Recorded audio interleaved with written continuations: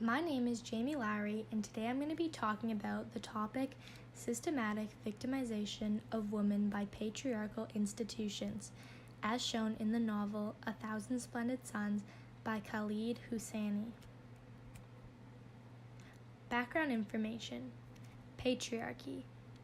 A patriarchy is a social organization marked by the supremacy of a father in the clan or family.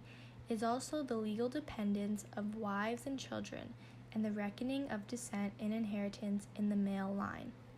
Patriarchal institutions. A society or organization that is male-dominated, where the men have all the power. The Taliban. The Taliban was founded in 1994 by Muhammad Omar and Abdul Ghani Baradar. It was established as a force for social order. Resisting the rules enforced by the Taliban can lead to severe punishment or even death. The Taliban took over Kandahar, Afghanistan in 1996, and by 2001, the Taliban had gained control of almost all of northern Afghanistan. Patriarchy in Afghanistan. The Taliban enforced many patriarchal rules and demanded the people of Afghanistan to obey them. Some rules included, if a woman goes outside, they must be accompanied by a male relative. If they are caught alone on the streets, they will be beaten and sent home. Women will not speak unless spoken to. Women will not make eye contact with men. Girls are forbidden from attending school.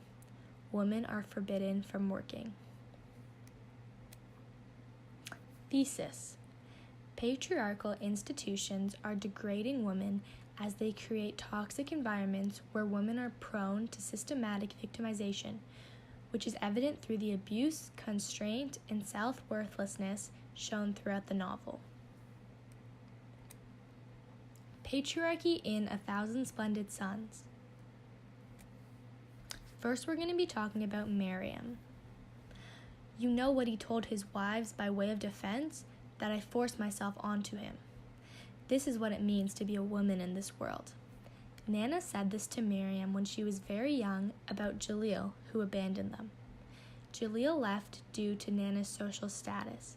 In this patriarchal society, Jalil had to make up this lie to make himself seem superior to Nana. I have customers, Miriam, men, who bring their wives into my shop. These women come uncovered, they talk to me directly, they look me in the eyes without shame. They don't see that they're spoiling their own Nang and Namus, their honor and pride. In the first few days of meeting Rashid, this is what he said to Miriam. This showed Rashid's true patriarchal beliefs. He's showing how even before the Taliban came to take over, many men had already had patriarchal beliefs against women. Next, we're going to be talking about Rashid. When Miriam is first pregnant, Rashid is overjoyed by the fact he is going to have a child, a boy. He rejects the idea that he might have a girl as a child. Rashid only wants to have a boy as he has little respect for women. After Miriam has a miscarriage, Rashid turns physically and verbally abusive towards her. Rashid felt he had no use for Miriam and replaced her with a new woman, Layla. Rashid took Layla to his shoe shop one day. When they were out together, he walked alongside her, one hand gripping her by the elbow. Layla cannot do anything or go anywhere without a man's company. Rashid agrees with the Taliban's rules as it gives him more power over his wives. Lastly, we're going to be talking about Layla. By the time we're 20, GT and I will have pushed out 4-5 kids each, but you, Layla, you'll make us two dummies proud. You're going to be someone. I know one day I'll pick up a newspaper and find your picture on the front page. Layla is a very gifted student who has a lot to give, and an exciting and fulfilling future ahead of her. Although the Taliban's rules ban Layla from an education or working at all, she now feels useless in that she's alive for the sole purpose to be Rashid's maid and to produce children. Then, Layla was being dragged by the hair, She saw Aziza lifted, saw her sandal slip off, her tiny feet kicking. Hair was ripped from Layla's scalp, and her eyes were watering with pain. This showcases the most extreme amount of abuse that Rashid shows to Layla. Although this abuse towards women and children is morally disgusting, the women are powerless, as this is what happens in a patriarchal society. Importance. The United States invaded Afghanistan in 2001 and was able to remove the Taliban from power. Since then, women's rights in Afghanistan are far from what we have in Canada, but there have been improvements from when under Taliban rule. Women are now allowed to work, and many return to their former occupations.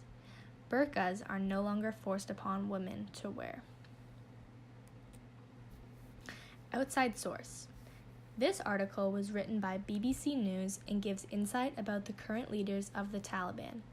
The article also gives a detailed history of the Taliban's actions and the leaders in the past.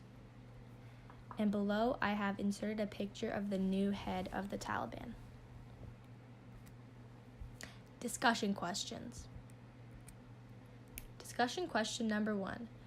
What do you think our generation and future generations can do to help women all around the world that are victimized by patriarchal institutions and societies?